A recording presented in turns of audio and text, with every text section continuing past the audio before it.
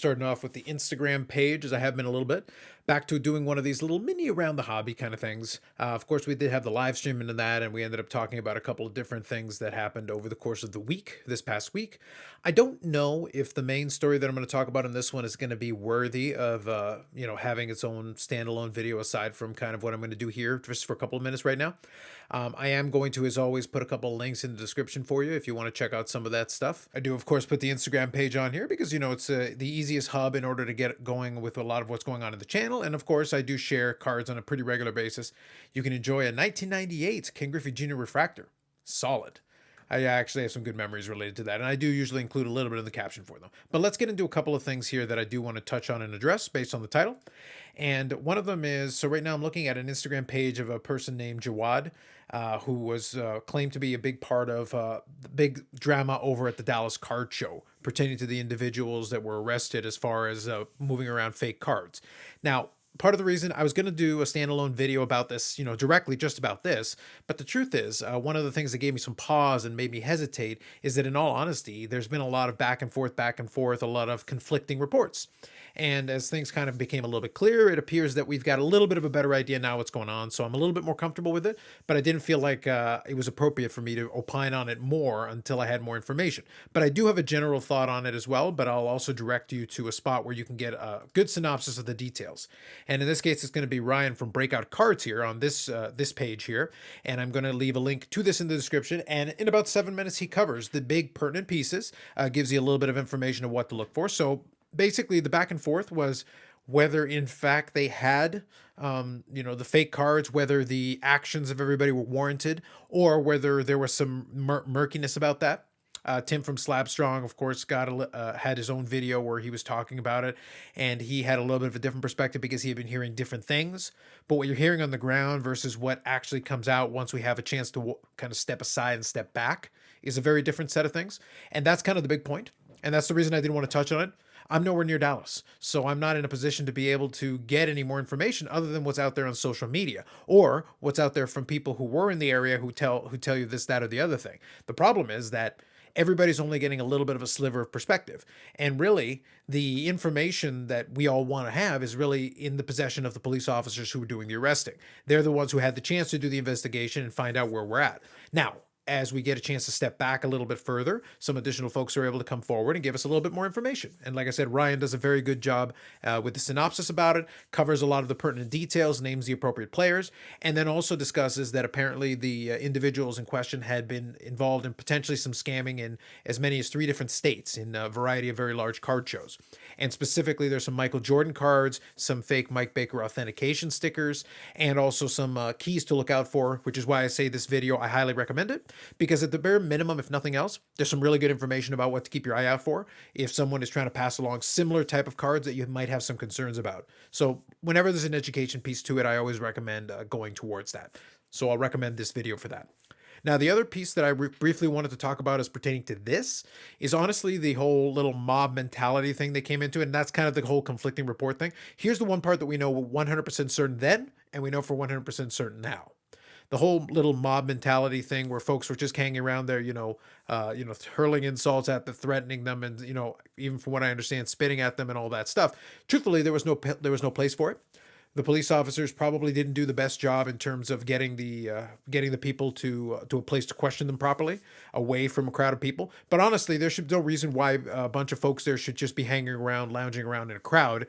Obviously, people were out there with their phones trying to capture it for social media, and that's really unfortunate because if for whatever reason it turned out there was nothing, that it was a misunderstanding of some sort, then these would be the exact same people who would then suddenly disappear, and very few of them would ever say anything in terms of apology.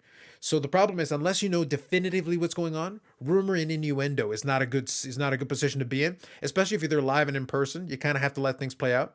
And in this situation, the police had them, and it was an opportunity for them to potentially arrest them, question them, do whatever they needed to do. And in reality, you're in the way. If we're being just honest at the very surface level, you're in the way and you're causing a distraction when they should be focused on the matter at hand and trying to figure out what's going on and figuring out if they should arrest somebody or if it turns out there's some kind of a misunderstanding. In this case, it turns out from what we can see so far, it looks like that it was a legitimate thing in the sense that they should have arrested them and that there was some restitution that needs to be done. Great. but that doesn't excuse people from kind of hanging around wanting to have their 15 minutes of fame just being in proximity of something going on. But that's something that I think we can expect more going forward. And the bigger topic that is going to be coming from this later on, and maybe we can touch on it more in the live stream on Friday, is that the reality is you can expect this to become the norm. The money's too big. There's too much incentive to cheat. There has always been, by the way, reprints and forgeries and fakes and all kinds of things.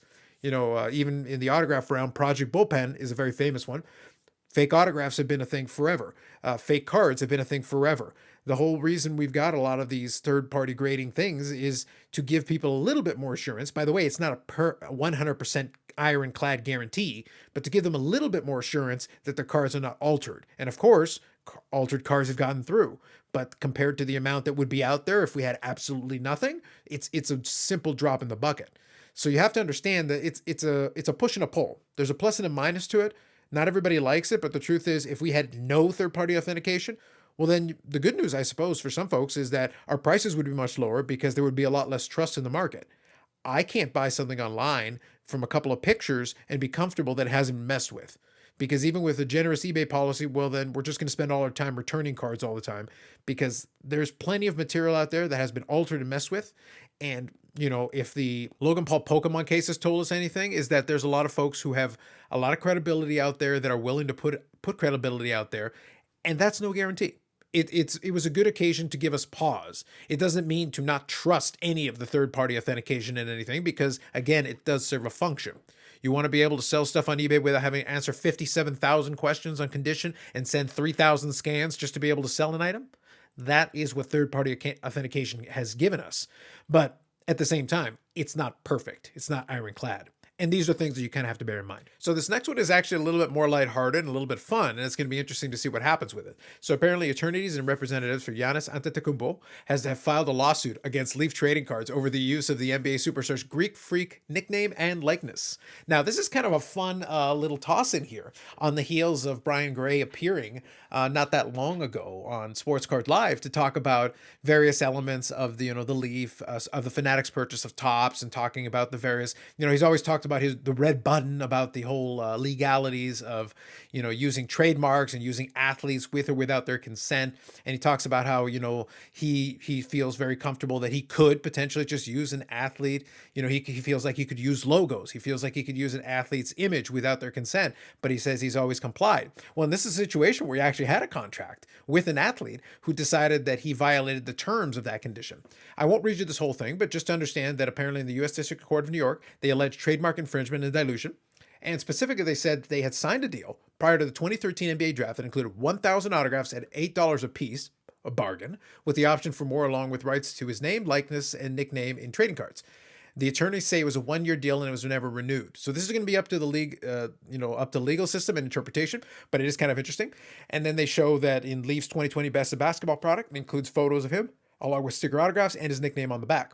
So the question is going to be, is this, the contract from 2013 still enforceable, 7 years later? And is that okay? So they apparently sent Leaf a cease and desist letter, and they decided not to cooperate with it. So now they've decided to take them to court. And of course, being the legal expert that Brian Gray is, I have no doubt that he will be very interested in fighting the case. But I will say, though, jokes aside, that this is going to be very interesting because it kind of brings into question the whole premise that he's been working on. If for whatever reason he loses this lawsuit and he has to either renew the contract or get express written permission from the athlete for their name and likeness and nicknames and all that for whatever period of time, and if it passes that time, he can't do it anymore. Well, that kind of puts a little chink in the armor of the whole idea. If you can't even use an athlete who you had under contract and you can't do it without completely complying with every piece of the agreement, then are you really sure you can put logos and all things on there? The infamous red button? Maybe the red button's a little bit of a mirage. We'll have to see kind of what happens with it because this could be precedent setting. It's one of those things where I think it's interesting that they've decided to test it at this point in time in early 2022. This could very much be something potentially very impactful on the Leaf trading cards model of using unlicensed stuff, where you're doing deals with individual athletes. If it turns out they have a lot more control over their name and likeness than even Brian Gray thought, this could make his business model a lot more interesting going forward into the future. Just something to keep in mind. Again, nothing major at the moment, but just something kind of interesting. I will include a link to this as well in the description, as I do with the other items. That's it. That's it for now. I think there's some other thoughts and things that I want to kind of work on throughout the course of the week. We'll definitely come back with more videos upcoming. We'll do the live stream again on Friday at 9 p.m. talking about maybe this or maybe any other topics that come up. We'll see if Fanatics buys anything else or if anything else goes on of note. Otherwise, if you have any thoughts on any of this, I'd love to get your opinions on A, the whole Dallas drama, or B, kind of the reaction that there was a crowd there of it. We've got a lot of seeming gatekeepers of the hobby who've decided to take it upon themselves to kind of step in even when they're not necessarily helping the situation and jumping to conclusions before we've actually had the chance to figure out a lot of the facts going forward. But we'll have to see kind of how that goes going forward. And we'll also have to see if this has any impact on the Dallas show going forward. Should they have more security?